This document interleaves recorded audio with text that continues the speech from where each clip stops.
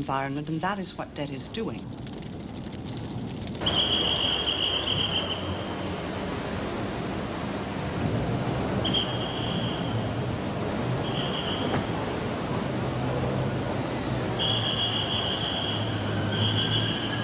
Welcome to the World Bank and International Monetary Fund conference in Bangkok. The aim of the conference is, and I quote, to find ways of eradicating poverty all over the world. Alas, there are contradictions. You see, most of the delegates are bankers. Now, this is not to suggest that bankers don't care about poor people.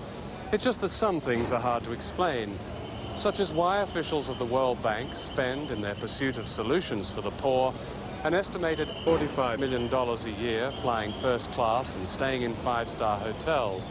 And why at this conference, chefs have been flown in, especially from Paris, to a country where children still die from malnutrition, and why they need to be shadowed by more doctors than most people in Southeast Asia see in a lifetime. Fortunately, the people who can best advise them on how to eradicate poverty are just across the road.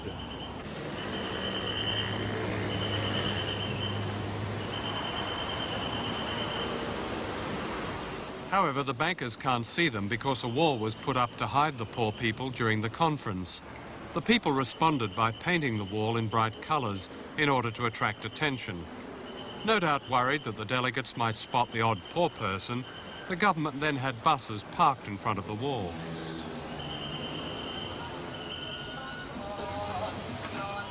Most of these people are street traders, but in the build-up to the conference, hundreds of vendors were almost literally swept from the streets of Bangkok. So here they sit with their empty carts, hidden from view, unable to earn a living until a conference discussing poverty moves on.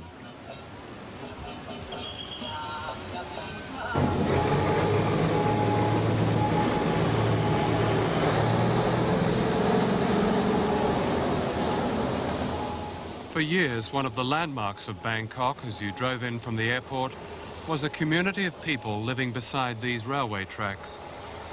500 families lived here. A few weeks before the World Bank conference began, everything was bulldozed. Homes, a kindergarten, a makeshift school.